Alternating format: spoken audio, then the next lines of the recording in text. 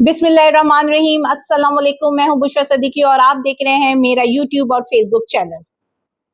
हबीब जालिब ने एक नज़म जिसका उन्वान है सहाफ़ी से लिखी थी और वो नज़म पढ़कर मुझे लगता है शायद आज के ही सहाफ़ी के नाम थी। कुछ यूं है, कौम की बेहतरी का छोड़ ख्याल, फिक्रे तामीरे मुल्क दिल से निकाल। तेरा परचम है तेरा दस्ते सवाल, बेज़मीरी का और क्या हुमाल, अब कलम से तू अजार बन ही डाल। आमरीत की हम नवाई में तेरा हमसर नहीं खुदाई में, बादशाहों की रहनुमाई में रोज इस्लाम का जलूस निकाल, अब कलम से अजार बन ही डाल।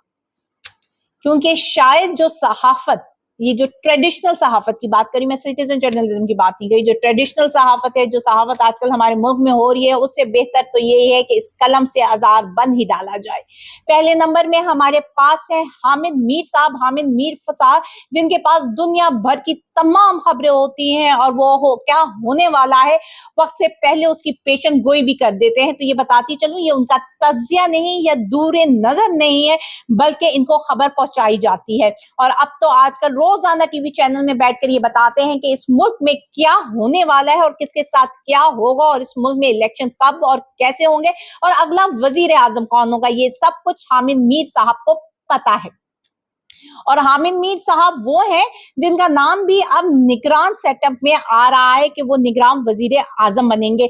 निगरान वजीर इत्तलात जो हैं उनके भाई पंजाब में बने बैठे हैं, बल्कि अब तो वो गैर कानूनी है, क्योंकि 90 दिन में कोई भी निगरान हुकूमत गैर कानूनी हो जाती है। लेकिन इस पर हामिद मीर साहब कुछ नहीं बोलेंगे, क्योंकि आमरीत की हम नवाई में तेरा हमसर नहीं खुदाई में, तो वो अब कुछ भी नहीं बोलेंगे। उनको भी तो नजर आ रहा है कि अगले निगरान वजीर आजम वो भी हो सकते हैं, तो क्यों ना वो भी बहती गंगा में हाथ धोए, इसलिए अब वो खामोश है। लेकिन मेरा सवाल हामिद मीर साहब से ये कि हामिद मीर साहब, जब आपको सब कुछ पता है और अब आप इस सिस्टम का पार्ट भी बन जाएंगे, तो लोग कैसे मानेंगे कि जो भी इलेक्शन होगा वो फ्री एंड फेयर होगा? क्या लोग आपकी इस बात पर यकीन करेंगे कि इलेक्शन में कोई धांधली, कोई रिग नहीं है, कोई प्री प्लान नहीं है?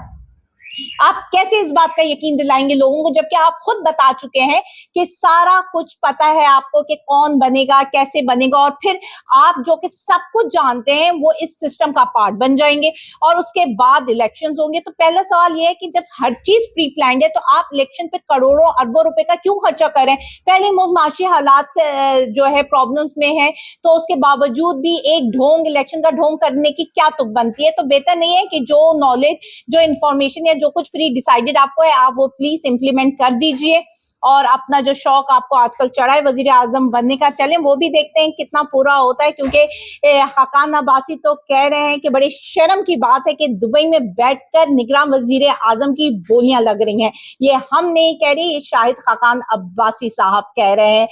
और अब आ जाते हैं आज की लेटेस्ट डेवलपमेंट की तरफ, अपडेट्स की तरफ। तो सबसे पहली इंपॉर्टेंट अपडेट तो ये है कि तोशा खाना केस में को नाकाबिले समाअत करार दे दिया गया है। वो केस जिसके में कई दफा हियरिंग हुई है, वो आज जाकर नाकाबिले समाअत हुआ। यानी कि अवाम का पैसा, अवाम का टाइम, सब कुछ जाया करने के बाद आज आपको ख्याल आता है कि नहीं जी इसमें तो कुछ रखा ही नहीं है, इसलिए नाकाबिले समाअत करार दे दो।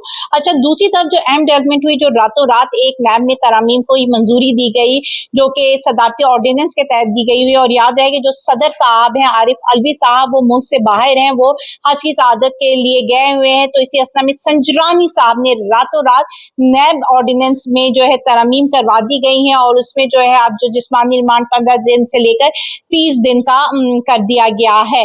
और इसके अलावा दूसरी जो डेवलपमेंट हुई है, जिसमें जो कत्ल केस चल रहा था, बलोचिस्तान के एक वकील का कत्ल था, जिसका मुकदमा जी जिसको तहरीक इंसाफ के चेयरमैन के ऊपर डाला गया था कि जी इन्होंने करवाया है। तो आज जो 2 रुकनी बेंच था उसने कहा कि जी हम तो इस पर कोई जमानत दे नहीं सकते, हम तो इसकी समाअत कर ही नहीं सकते हैं, आपको जो मुतल्लिका जो अदालत है उससे रजू करना चाहिए, जिस पर लतीफ खोसा ने भी कहा कि जी वो इनकी जान को खतरा है, ये बलूचिस्तान कैसे जाएंगे और सारा कुछ उन्होंने पेश किया, लेकिन उन्होंने कहा कि जी आप जो मुतल्लिका कौम का मुल्क का वो जो मुतल्लिका बलूचिस्तान के वकील साहब है आप उनको लेकर जाए और वहीं पे ये होगा। तो उनकी जमानत मुस्तरद कर दी गई है अभी, क्योंकि उन्होंने कहा है जो भी, क्योंकि आज जो है इमरान खान की हिफाजती जमानत खत्म होनी थी वो हो चुकी है, लेकिन अदालत ने कहा है कि जी हम सिर्फ 2 रुकनी बेंच है, हम नहीं इस पर कुछ कर सकते, आपको मुतल्लिका अदालत से रुजू करना चाहिए। आप देखते हैं क्या बनेगा, क्योंकि ये जो चल रही है बातें, क्योंकि पहले ये था कि इमरान खान का मिलिट्री कोर्ट में ट्रायल होगा, क्योंकि किसी भी तरीके से पीटीआई को एलिमिनेट करना है। तो अब जो खबरें आ रही हैं या जो सीन बना है, क्योंकि मिलिट्री कोर्ट इतनी मुतनाज़ा हो गई तो अब मुश्किल लग रहा है कि उसमें इमरान खान का ट्रायल किया जाए। तो ऑप्शंस इनके पास 2 रह गए हैं। पहली ऑप्शन ये रह गई कि नैब के केस में दिया जाए, उसको अंदर कर दिया जाए और जब तक इलेक्शन नहीं होते वो नैब के केस में अंदर रहा जाए, और दूसरी तरफ यह है कि उनको बलूचिस्तान ले जाया जाए और वहां से उसको गिरफ्तार किया जाए इस कत्ल के मुकदमे में। लेकिन ये कत्ल का मुकदमा आपके गले भी पड़ सकता है, क्योंकि ये जुल्फकार अली भुट्टो का दौर नहीं है, ये सोशल मीडिया का दौर है। लोगों के टिप्स में इंफॉर्मेशन है, लोग खड़े हो रहे हैं, अपनी हक की आवाज को पहचानते हैं और उसको उठाने का हिम्मत और हौसला भी रखते हैं।